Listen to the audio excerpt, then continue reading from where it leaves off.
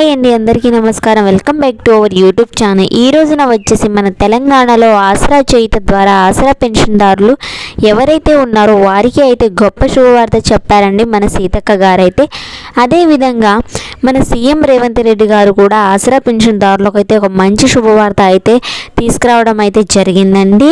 ఈ సమాచారాన్ని అయితే మనం ముందుగా అయితే ఈ వీడియోని ఎక్కడ స్కిప్ చేయకుండా పూర్తి సమాచారం అయితే తెలుసుకుందాము.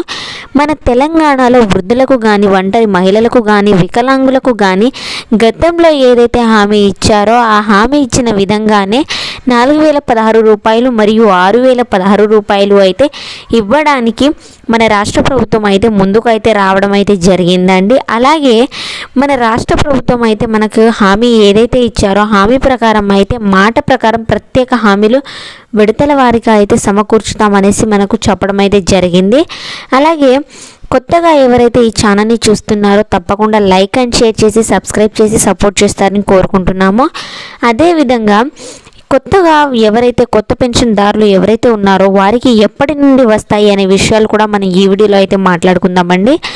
ఇక ముందుగా చూసుకుంటే గతంలో హామీలు ఇచ్చిన విధంగానే మనకు ఎప్పుడు ఇస్తారనేసి మన పెన్షన్దారులు అయితే చాలా వరకు అయితే ఎదురు చూడడం అయితే జరిగిందండి. దానికి సంబంధించి అయితే మన సీతక్క గారు అయితే ఏం చెప్పారంటే, గతంలో అనేక హామీలు ఇచ్చారు, హామీల ప్రకారం పథకాలు ప్రారంభించారు కాబట్టి కొత్తగా ప్రారంభించడం అయితే జరిగింది. ఈ పథకం ద్వారా వచ్చేసి మన తెలంగాణలో వృద్ధులకు కానీ, ఒంటరి మహిళలకు కానీ, అలాగే వికలాంగులకు కానీ ఎలాంటి ఇబ్బందులు లేకుండా అయితే మేము డబ్బులను అయితే ఇస్తున్నట్టు అయితే ప్రచారం చేస్తున్నట్టు అయితే జరగడం అయితే చెప్పడం అయితే జరిగిందండి. అలాగే దానితో పాటు అర్హత కలిగిన 59 సంవత్సరాల వృద్ధులు కూడా పెన్షన్ వస్తుంది, వాళ్ళు కూడా అప్లై అయితే చేసుకోగలరు, అది కూడా సదరన్ సర్టిఫికేట్ ద్వారా వాళ్ళు అప్లై చేసుకోవచ్చు అనేసి మనకు సీతక్క గారు ఒక అప్డేట్ అయితే ఇవ్వడం అయితే జరిగిందండి. ఇక ముందుగా చూసుకుంటే మన రాష్ట్ర వ్యాప్తంగా వచ్చేసి ఆసరా పెన్షన్ పొందుతున్న వారు అయితే దాదాపు 2,50,000 నుండి